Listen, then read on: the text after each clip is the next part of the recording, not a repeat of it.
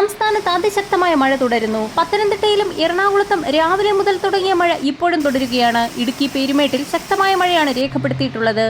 3 ജില്ലകളിൽ ഓറഞ്ച് അലർട്ടും 3 ജില്ലകളിൽ യെല്ലോ അലർട്ടുമാണ് ഇന്ന് പ്രഖ്യാപിച്ചിട്ടുള്ളത്. ബംഗാൾ ഉൾക്കടലിൽ രൂപമെടുത്ത ന്യൂനമർദ്ദം ലക്ഷദ്വീപ് ഭാഗത്തേക്കാണ് നീങ്ങുന്നത്. സംസ്ഥാനത്ത് വരും മണിക്കൂറുകളിൽ അതിശക്തമായ മഴയ്ക്കാണ് സാധ്യത. തെക്കൻ ജില്ലകളിലും മധ്യ കേരളത്തിലും അതീവ ജാഗ്രത പ്രഖ്യാപിച്ചു. സംസ്ഥാനത്ത് അടുത്ത 5 ദിവസം ശക്തമായ മഴ തുടരുമെന്ന് കേന്ദ്ര കാലാവസ്ഥാ വകുപ്പിന്റെ മുന്നറിയിപ്പ്. മഴ കനത്തതോടെ പമ്പയിൽ ജലനിരപ്പ് ഉയർന്നു. അച്ചൻകോവിൽ തുറ, വളയം എന്നിവിടങ്ങളിൽ റോഡിൽ വെള്ളം കയറി ഗതാഗതം തടസ്സപ്പെട്ടു.